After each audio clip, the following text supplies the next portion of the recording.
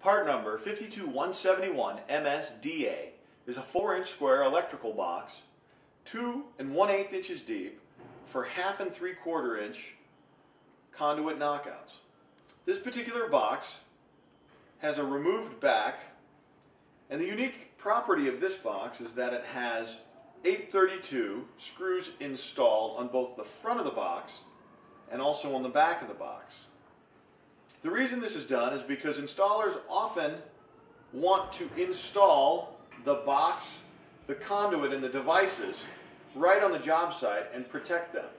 By doing so, once the devices are installed and the conduit is installed, the installer can now walk behind in an open construction situation, wire things up, and install a blank cover on the back of the box so the circuits are completely finished prior to drywall installation.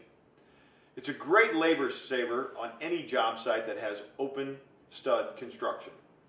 For these and a variety of other applications for this product, give us a call at 847-455-0188.